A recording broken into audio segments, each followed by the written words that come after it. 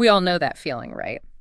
When you need a bit of extra cash and you need it, well, now. Yeah, quickly. It's tempting to look for easy solutions. Exactly. And that's where apps like Easy Loan come in. They pop up promising rapid loans, no collateral needed, straight to your phone. So today we're doing a deep dive. We're going to unpack what this Easy Loan app is really about, using the information they've put out there themselves, in the App Store descriptions. That's the plan.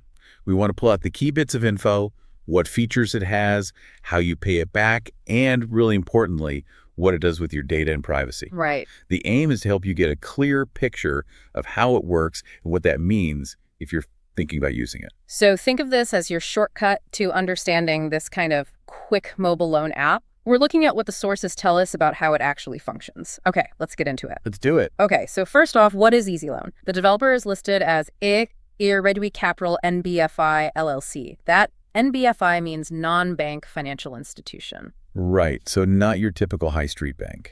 Exactly. And their main pitch is quick online loans without needing collateral. They mention a simple registration process, and they figure out if you're eligible using their own credit scoring system. Which is interesting, right? Because it suggests they're not just using traditional credit scores. Indeed. And that's pretty common for these types of lenders. They often look at alternative data points. It could be anything from how you use your phone, maybe other app activity, even things like how promptly you pay bills. They're building a different kind of profile. Okay, so they figure out your eligibility that way. Then what about the loan itself? Repayment. Well, they say the repayment periods are flexible, anywhere from 3 months up to 30 months. That's quite a range. It is. And they try to make paying back easy. You get reminders, SMS, and push notifications in the app. And you can pay directly in the Easy Loan app itself, or use your local bank's mobile app. Seems very convenient. Yeah. Very streamlined. Yeah, and there's another feature that really highlights that convenience. They say once you've paid off a loan completely, you can instantly get a new loan. No need to go through the whole application again. Wow, okay. Instantly. That sounds, well, super convenient. But it also makes me think, how does that kind of immediate access affect someone's borrowing habits? That's a really crucial question. That instant reloan feature.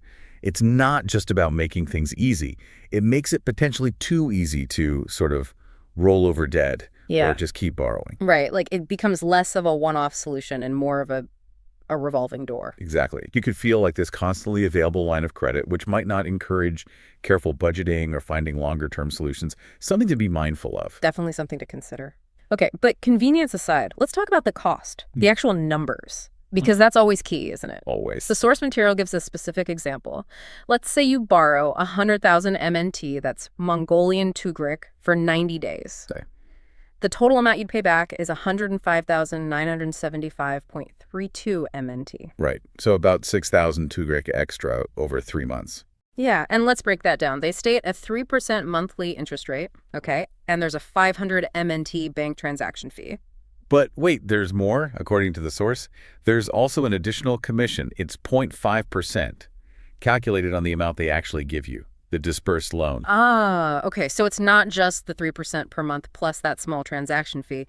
There's this commission, too. Precisely. And this is where those seemingly small numbers start to add up. That extra commission, on top of the monthly interest and the flat fee, means the effective cost of that 90-day loan is actually higher than just looking at the 3% might suggest. So the total cost, that nearly 6,000 MNT, gives you a much clearer picture of what you're actually paying for that short-term loan. Absolutely. It highlights why you always need to look at the total repayment amount and understand all the fees, not just the headline interest rate. Good point. Okay, let's shift gears a bit. Equally important, maybe even more so these days, is data and privacy. What does Easy Loan say it collects? Well, according to the App Store info, it could be quite a range of things. The usual suspects, your name, email address, phone number, personal info, but also potentially financial information.